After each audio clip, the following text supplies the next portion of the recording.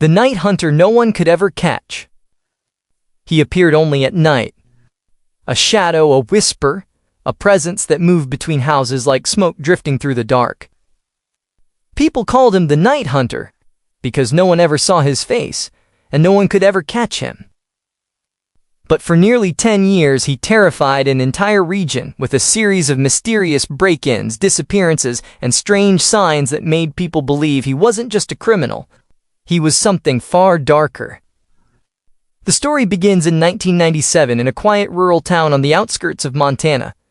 A place with long, empty roads, small wooden houses, and nights so silent you could hear a dog bark from miles away. Nothing unusual ever happened there, until one winter night when a woman named Claire Jensen heard footsteps outside her window at 2 a.m. She lived alone. She had no neighbors close by. And the snow outside was deep untouched. When she looked out, she didn't see a person. Just footprints, long, strange, and perfectly straight, leading into the woods behind her home. Police searched the area, but they found nothing. No fingerprints, no tracks beyond the trees. The footprints simply stopped, as if the man who made them disappeared into thin air. A month later, another incident took place. A farmer woke to find every single door in his house wide open. The front door, the back door, even the cabinets and closets. Yet nothing was stolen. On the dining table was a single item. A small wooden carving of a deer. Locals started whispering. The stories grew darker. People said the night hunter didn't break into homes to steal. He entered to study people, watch them, learn their routines. Police tried connecting the incidents, but there was no pattern. Some nights he targeted isolated homes. Other times he appeared in the middle of town. Different ages, different families, different kinds of houses. Nothing made sense. It was as if he was picking victims at random. In the summer of 1999, a more terrifying incident occurred. A teenager named Mark didn't return home after a late-night drive. His car was found parked neatly on the roadside, the keys still inside, and the headlights pointing toward the forest. Mark was gone. The only clue was a symbol drawn on the dusty rear window. A circle with 3 lines inside it. That same symbol appeared again in 2001, 2003, and 2006, always connected to disappearances, break-ins, or sightings of a tall figure walking through the woods at night.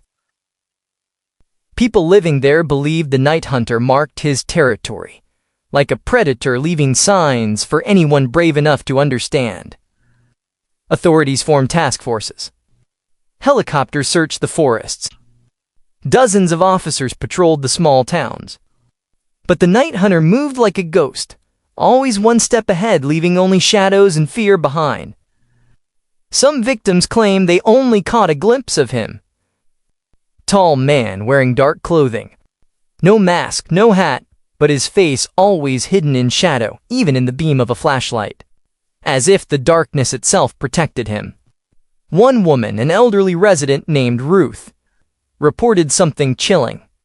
She said she woke one night and felt someone sitting at the edge of her bed. When she slowly opened her eyes, she saw the silhouette of a man, perfectly still, just watching her. Before she could scream, he softly said, "Go back to sleep." When she turned on the light, he was gone. By 2007, the night hunter had become a legend. A ghost story people told their children to keep them indoors after sunset. But the fear was real. Every year the reports continued. Strange footprints, open doors, missing pets, whispers at windows, and that same carved deer left behind in some homes. Then suddenly, in 2009, the sightings stopped. People assumed he died, moved away, or finally decided to end his reign of terror. But something was always strange about the way it ended.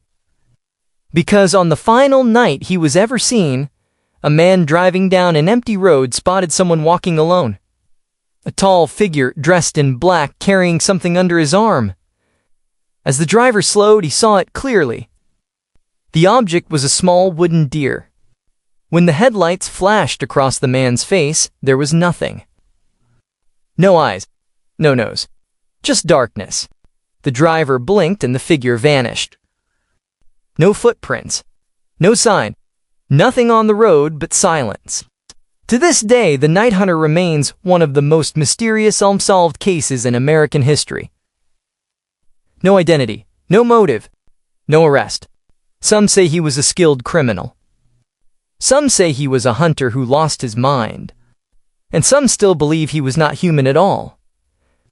Just a shadow that walked the earth when the world was asleep.